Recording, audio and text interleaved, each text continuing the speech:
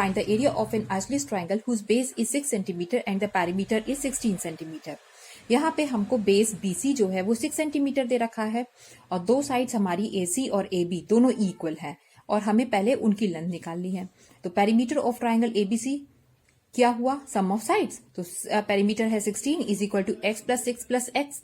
यहाँ पे हम x की वैल्यू कैलकुलेट करेंगे तो हमारी कितनी आएगी 5। इसका मतलब AB और AC हमारा कितना है 5 है।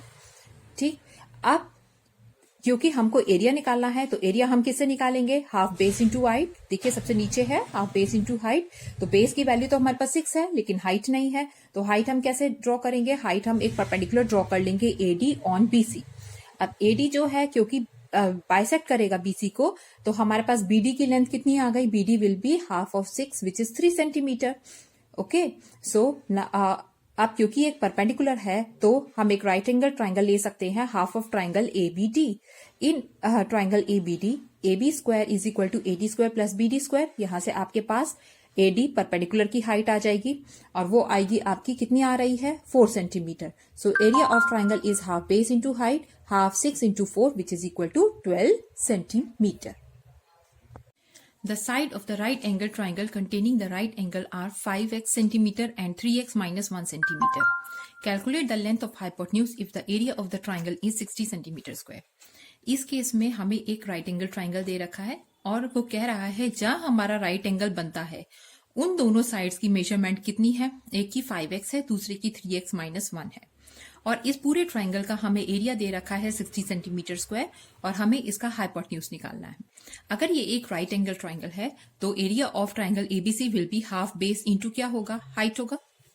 एरिया हमें कितना गिवन है, एरिया हमें गिवन है 60,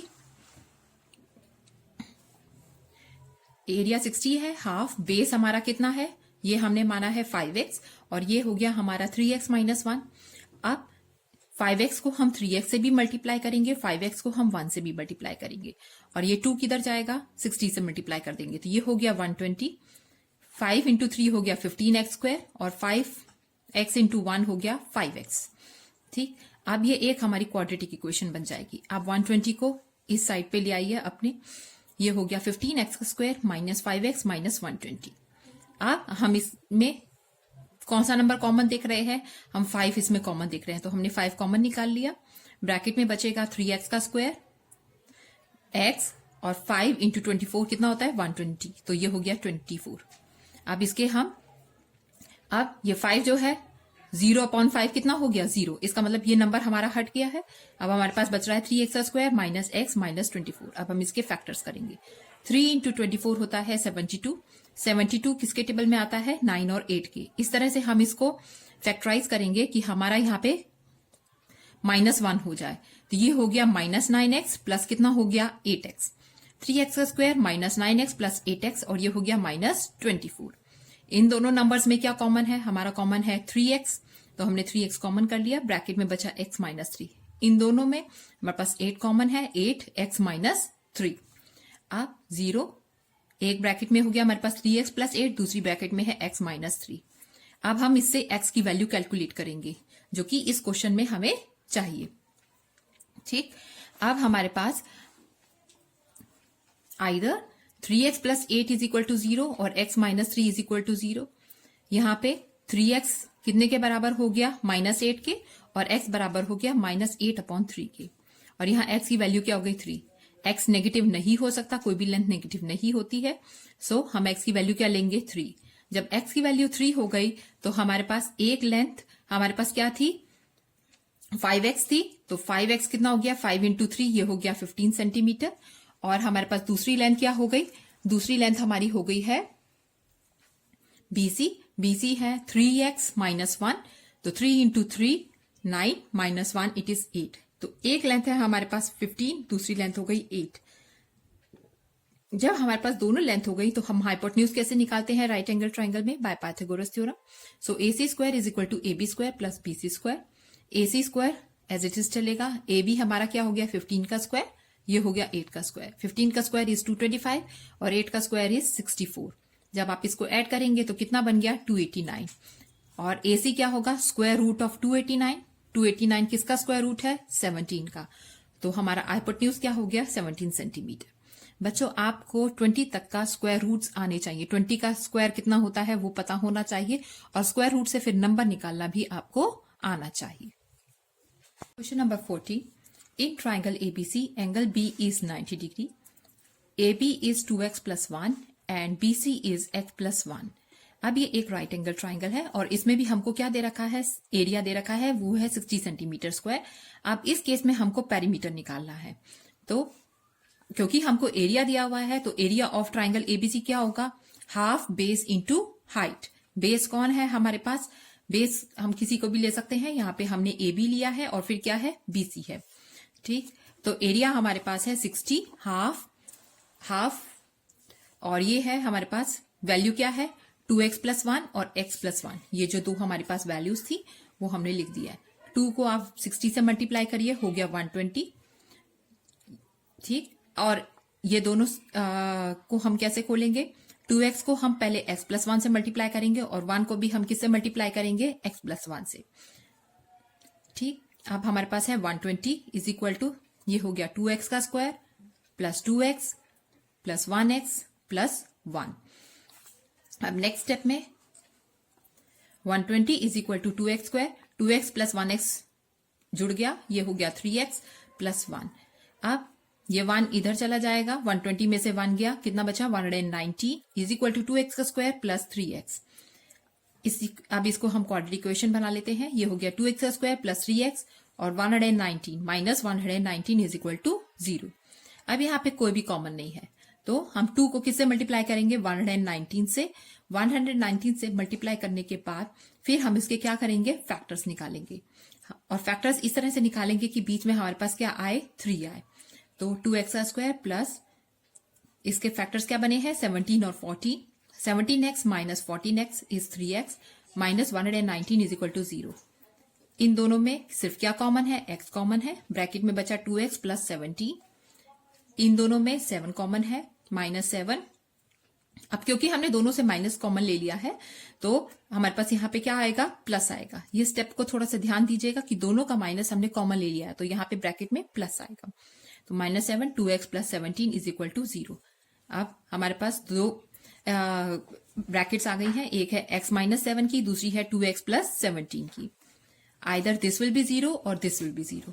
सो x minus 7 is equal to 0, तो x की वैल्यू क्या हो गई हमारे पास, x की वैल्यू हो गई है 7 और दूसरे केस में हमारे पास वैल्यू क्या बन रही है, x इज इक्वल टू 17 इधर जाएगा तो माइनस 17 अपॉन में 2। ठीक, अब हम जो है दोनों साइड्स की वैल्यू निकाल लेते हैं। ए बी क्या था, 2x प्लस 1, 2 इंटू 7 प्लस 1 15 हो गया। BC क्या है, x प्लस 1, 7 प्लस 1 ये हो गया हमारा 8। Now in the right angle triangle ABC हमको इसका हाइपोटेन्यूज, क्योंकि हमें पेरीमीटर निकालना है तो हमें थर्ड साइड भी निकालनी होगी। In right angle triangle ABC AC square is equal to AB square plus BC square. AB कितना निकल आया अभी 15 और ये BC कितना है 8। अगेन 15 का स्क्वायर इज 225 और 8 का square is 64। AC square is 289। So AC is square root of 289। 289 किसका स्क्वायर रूट होता है, 17 का। अब पेरीमीटर निकालेंगे, पेरीमीटर में क्या होगा, तीनों साइड्स का हम क्या करेंगे, प्लस करेंगे। Perimeter is equal to AB plus BC plus CA, तीनों साइड्स को प्लस कर दीजिए और आंसर दे दीजिए, it is 40 centimetre. Question number 15, if the perimeter of a right angle triangle is 60 centimeter and the hypotenuse is 25, find its area। हमको इसका area निकालना है। ठीक, तो अब हम जो है, क्योंकि ये राइट एंगल ट्राइंगल है और इसका हमको क्या दे रखा है, पेरीमीटर दे रखा है, तो perimeter is 60 centimetre, hypotenuse is 25 और पेरीमीटर क्या होता है, तीनों साइड्स का क्या होता है, प्लस होता है। 60 is equal to AB plus BC plus 25। अब हमारे पास 60 माइनस 25 कितना आ गया, 35। AB प्लस BC, इसका मतलब AB और BC का जोड़ कितना है, वो हमारे पास है 35। अगर हम BC को x मान ले, ठीक है, इसका मतलब इन दोनों का टोटल कितना है 35। इस साइड का और इस साइड का टोटल करेंगे तो 35 है। तो हम अगर एक साइड को x मान ले तो दूसरी साइड क्या हो जाएगी, 35 माइनस x हो जाएगी। ठीक, 35 माइनस x हो गई। सो क्योंकि एक राइट एंगल ट्राइंगल है सो हम क्या यूज करेंगे, एक पाइथागोरस थ्योरम यूज करेंगे। By the Pythagoras theorem AC square is equal to AB square plus क्या हो गया, BC स्क्वायर।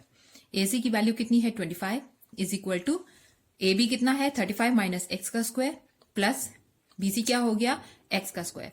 ये हो गया A माइनस B का होल स्क्वायर का फॉर्मूला। तो ये क्या होगा 35 का स्क्वायर माइनस 2ab प्लस क्या होगा b का स्क्वायर प्लस x का स्क्वायर। 25 का स्क्वायर इज 625। ठीक, अब हमारे पास इसको हम ये क्वाड्रेटिक इक्वेशन हमको दिखाई दे रही है। 625 को भी हम इधर ले जाएंगे 1225 माइनस 625 माइनस 70x और x का स्क्वायर प्लस x का स्क्वायर कितना हो गया 2x का स्क्वायर। जब इसको माइनस करेंगे तो यहाँ पे कितना आया 600, 70x ऐसे ही है और ये हो गया 2। सारी इक्वेशन हमको जो है वो 2 के टेबल में आती हुई दिखाई दे रही है, तो हम पूरी इक्वेशन को 2 से डिवाइड कर देंगे। तो ये हो गया हमारा 300 माइनस 35x प्लस x का स्क्वायर। अब इसको हम फैक्टराइज करते हैं। ठीक, अब फैक्टराइज क्या होगा 300 के इस तरह के फैक्टर करिए कि उससे 35 बन जाए। तो 20 इंटू 15 कितना होता है 300। तो हमने इसके फैक्टर्स किए माइनस 15x माइनस 20x, क्योंकि हमें माइनस लाना है तो माइनस 15 और माइनस 20 जोड़ के क्या बन जाएगा हमारा 35। अब कॉमन लेते हैं, इन दोनों में क्या कॉमन है 15, ब्रैकेट में हमारा बचा 15 इंटू 20 कितना हो गया 300 माइनस x, इसमें क्या कॉमन है माइनस x, यहाँ पे भी 20 माइनस x हो गया। अब यहाँ पे हो गया 15 माइनस x, यहाँ पे हो गया 20 minus x। Either this will be 0 और दिस विल बी 0, तो हमने इसको 0 रखा। जब 15 minus x is equal to 0 तो x की वैल्यू आ गई 15, और जब इसको 0 रखा तो x की वैल्यू क्या आ गई 20 आ गई। अब हमें एरिया ऑफ ट्राइंगल चाहिए। Area of triangle ABC is equal to half base into height. ठीक, तो ये हो गया हाफ, बेस क्या है एक वैल्यू 15 है, अगर 35 में से 15 किया तो दूसरी वैल्यू क्या बनेगी 20 बनेगी। आप इसको 20 रख दो या इसको 15 रख दो, बात एक ही है, आपका आंसर आएगा 150 सेंटीमीटर स्क्वायर।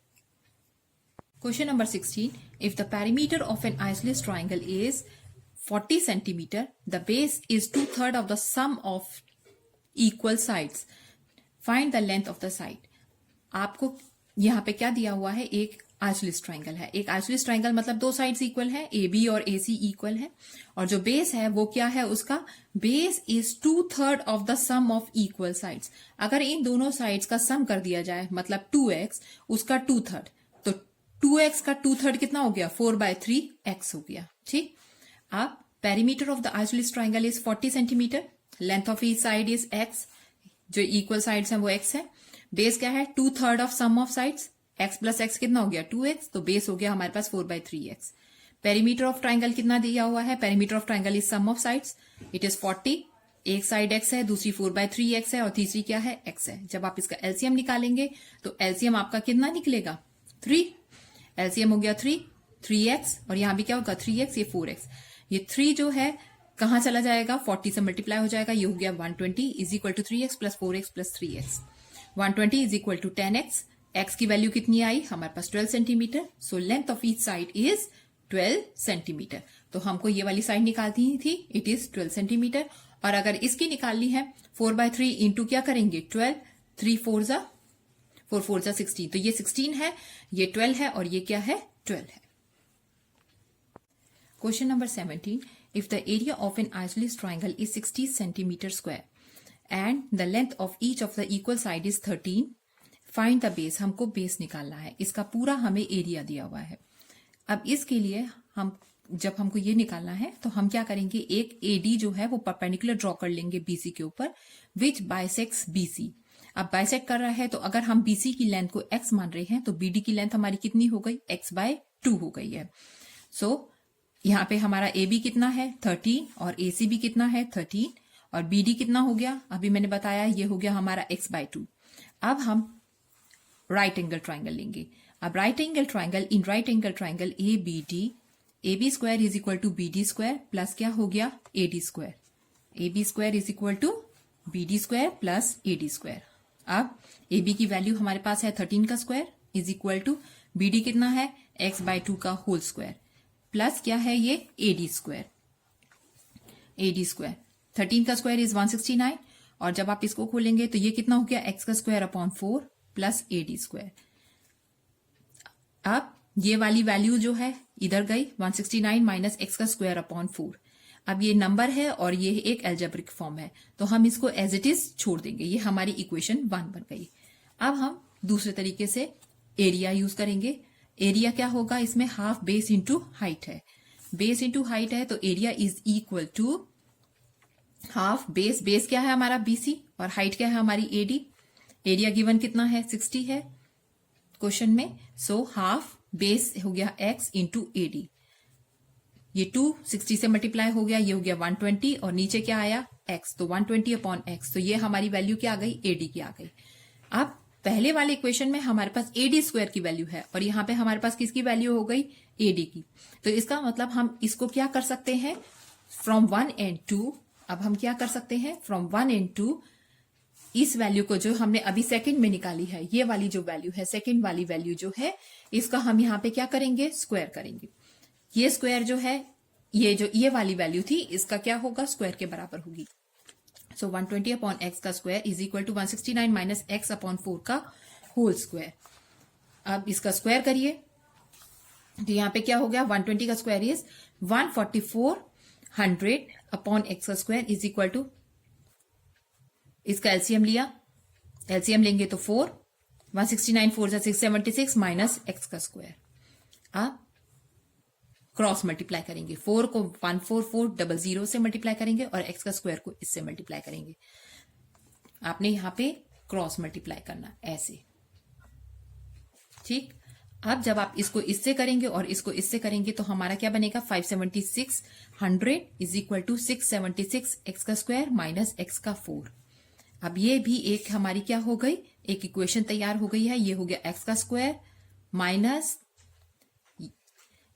यहां पे x का 4 जो है वो माइनस में है, तो मैं अगर इसको प्लस में करूंगी तो 676 जो मेरा प्लस में है वो क्या हो जाएगा माइनस में, और 576 जो यहां माइनस में जाना था वो यहां पे क्या हो जाएगा प्लस में हो जाएगा।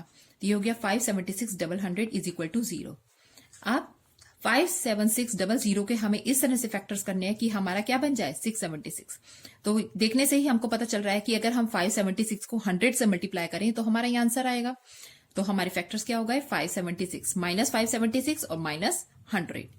अब इन दोनों को हम साथ में ले लेंगे और इन दोनों को साथ में लेंगे, तो यहाँ पे कॉमन क्या हो गया हमारा एक्स का स्क्वायर, एक्स का स्क्वायर यहाँ पे ब्रैकेट में बचा एक्स का स्क्वायर माइनस 576, यहाँ पे इन दोनों में 100 कॉमन है, एक्स का स्क्वायर माइनस 576, एक्स का square minus 100 is equal to 0 और एक्स का square minus 576 is equal to 0। Either x का स्क्वायर इज इक्वल टू 100 और एक्स का square is equal to 576। So x की वैल्यू कैसे निकलती है, स्क्वायर रूट ऑफ 100 करेंगे, x की वैल्यू हो गई 10, और यहाँ पे x की वैल्यू कैसे निकलेगी 576 का स्क्वायर रूट करने से x की वैल्यू हो गई 24।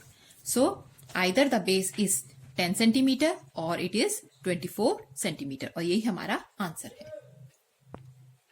Question number 18, the base of the triangular field is 3 times its height. If the cost of cultivating the field at the rate of ₹25 per 100 meter square is ₹60,000, find the base in the height.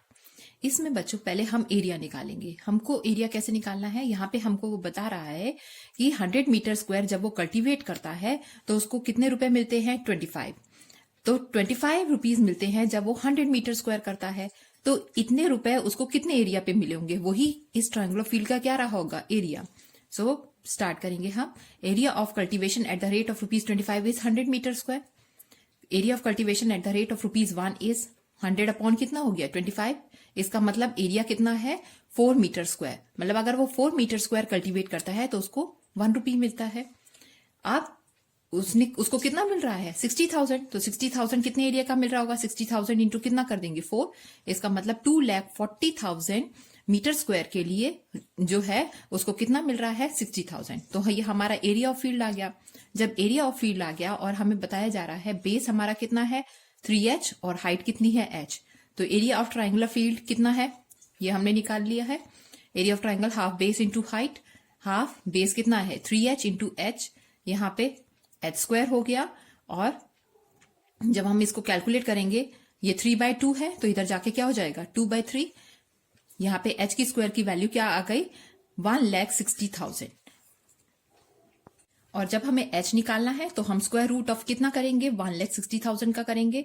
अब यहाँ पे ये 2 zeros है, 2 zeros 2 जगह दे दीजिए, और 16 जो है 4 जा 16 होता है, ठीक है। अब हम इसका स्क्वायर रूट निकालेंगे, तो स्क्वायर रूट यहाँ पे कितना आ गया 400 मीटर, हाइट हो गई हमारी 400 मीटर, बेस जो है उसका 3 टाइम्स है, 3 इंटू 400 ये हो गया हमारा 1200 मीटर, और यही क्या है हमारा आंसर है। Question number 19. A triangular park ABC has the sides 120 meter, 80 meter and 50 meter. और gardener Dhaniya has to put fence around it. उसको इसके आसपास क्या लगानी है? झाड़ी लगानी है. And also grass inside. और इसके अंदर क्या उसको लगानी है? ग्रास लगानी है. How much area does she need to plant? मतलब उसको कितना एरिया मिल रहा है जहां पे वो क्या कर सकता है? इसके अंदर घास उगा सकता है. Find the cost of fencing it with the barbed wire. और उसने इसकी, क्योंकि ये ट्रायंगुलर फील्ड है तो उसने उसकी क्या करनी है? आसपास झाड़ी भी लगानी है. तो वो झाड़ी जो है eight the rate of ₹20 per metre. और वो किस रेट पे लगानी है? Eight the rate of 20 per metre, leaving the space of 3 metre wide gate for one side. मतलब एक जगह पे वो कितना जगह छोड़ा है? 3 मीटर छोड़ा है, वो भी गेट के लिए. सो ऑब्वियसली जब हम इसका पेरीमीटर निकालेंगे तो इस 120 लेंथ में से हम ये 3 मीटर क्या कर लेंगे? कम कर लेंगे. जो भी इसका पेरीमीटर रहेगा उससे हम ये 3 मीटर लेंथ को क्या करेंगे? कम करेंगे. Now ABC is triangle ABC is a park with the sides AB is 50 meter, BC is 120 and AC is 80. अब हमें इसका पेरीमीटर निकाला तो तीनों साइड्स को आप प्लस कर लीजिए. ये हो गया आपका 250 metre. Portion at which gate is build is 3 metre. तो रिमेनिंग पेरीमीटर क्या हो गया? 250 में से 3 गया, ये आपका हो गया 247 metre. Length of the fence. अब यहाँ पे जो हमें फेंस मिल रही है तीनों जगहों पे लगाने की, वो कितनी हो गई हमारी? 247. रेट ऑफ फेंसिंग कितना है? ₹20 पर मीटर. तो टोटल कॉस्ट क्या हो गई? 20 इंटू 247. ये हो गया हमारा ₹4,940. यही हमारा क्या है? आंसर हो गया. ठीक है, ये हो गया हमारा इसका कॉस्ट ऑफ फेंसिंग का आंसर. लेकिन अभी हमको क्या चाहिए? एरिया भी चाहिए. So area is equal to, area जब हम निकालेंगे, area is equal to square root of s minus A, S minus B और एस माइनस सी से, क्योंकि तीनों लेंथ अलग अलग है. एस क्या होगा? तीनों साइड्स का सम डिवाइडेड बाय 2. तीनों साइड्स का सम कीजिए, डिवाइडेड बाय 2 कीजिए. आपका आंसर आएगा कितना? एस कितना आएगा? 125. और एरिया जब निकालेंगे तो एस की जगह क्या डालेंगे? 125. और जो फॉर्मूले में ए की वैल्यू है, बी की वैल्यू है और सी की वैल्यू डालेंगे. हमारे पास नीचे क्या आ रहा है इसका? हमारे पास नीचे आ रहा है, ये हो गया 125, 75, 45 और 5. अगेन इन सबको मल्टीप्लाई नहीं करेंगे, इनको मिनिमम फैक्टर्स में लेके आएंगे. ठीक है, ये हो गया 25 इंटू 5, 25 इंटू 3, 5 9 जा और ये 5. अब इसके फैक्टर्स खोलिए. ये हो गया हमारे पास 25, यहां से आया 3 और यहां से आया 5. स्क्वायर रूट ऑफ क्या हो गया? 50. अब हमारे पास आंसर क्या है? 375 और स्क्वायर रूट ऑफ 50 ये मीटर स्क्वायर. यही हमारा क्या है? एरिया है. Question number 20. An umbrella is made by stitching 10 triangular pieces of cloth of 2 different colors. Each piece measures 20 centimeter, 50 centimeter and 50 centimeter. How much cloth of each color is required for the umbrella? इसमें आपको एक umbrella बनाना है. ठीक है, और umbrella जो है वो ट्रायंगुलर पीस ऑफ क्लॉथ से बनना है. और ट्रायंगुलर पीस ऑफ क्लॉथ का मेजरमेंट कितना है? 20, 50 और 50 है.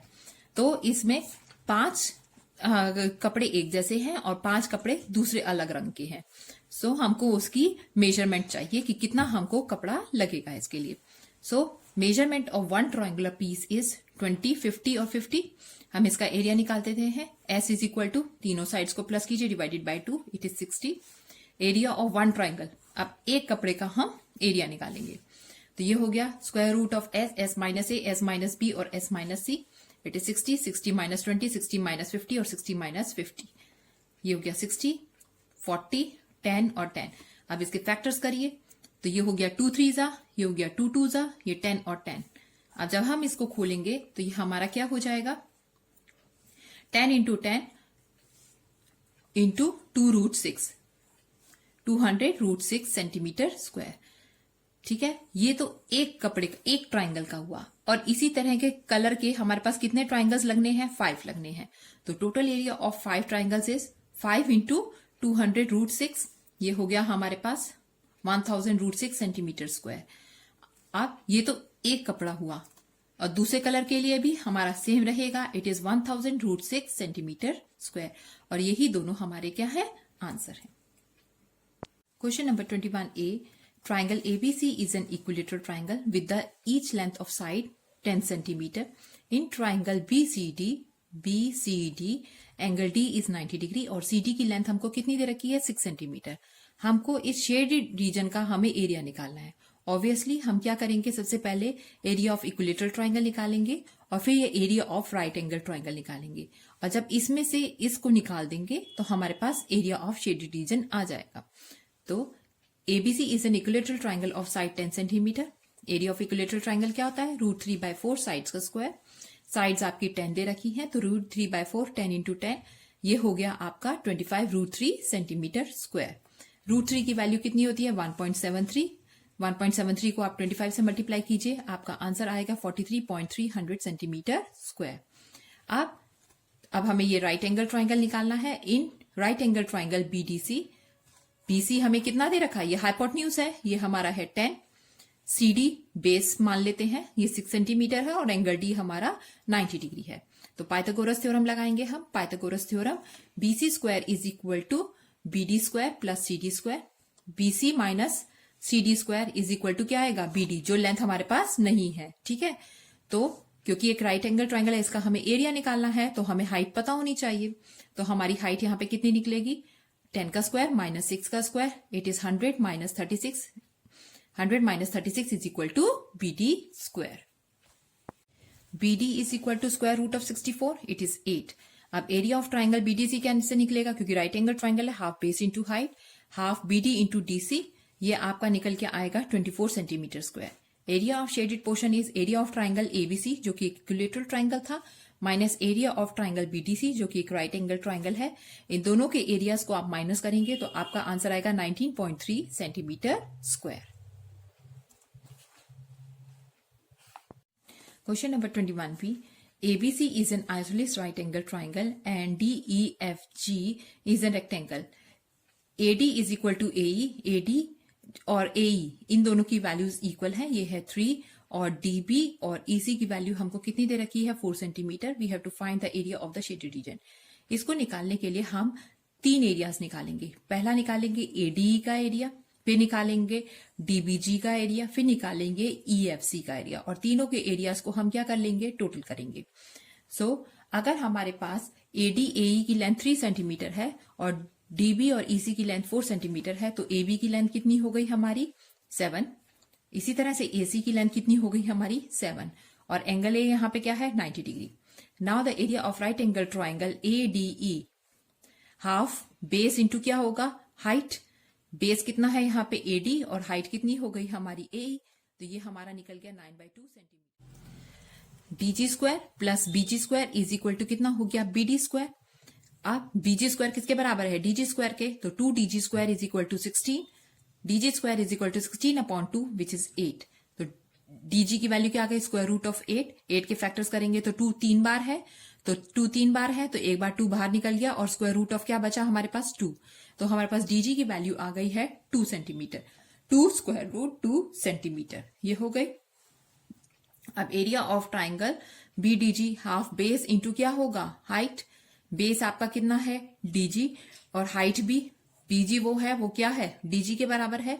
सो आपका एरिया निकल आया यहाँ पे हाफ 2√2 इंटू 2√2 से 2 कैंसिल हुआ 2, ये आपकी वैल्यू आ गई 4 सेंटीमीटर स्क्वायर। अब ये तो इस पोर्शन का था, सेम इसी पोर्शन का सेम एरिया निकलेगा, तो उसका भी एरिया कितना निकला है 4। अब एरिया ऑफ शेडेड पोर्शन निकालने के लिए हम तीनों एरियाज का क्या करेंगे टोटल करेंगे, तो तीनों एरियाज का टोटल करेंगे तो area of triangle ADE, area of triangle DGB plus area of triangle EFC, तीनों का टोटल कीजिए 9/2 + 4 + 4, एलसीएम लेंगे तो यहाँ पे हो गया 2, 9 + 8 + 8 ये हो गया 25.2, आंसर हो गया 12.5 सेंटीमीटर स्क्वायर।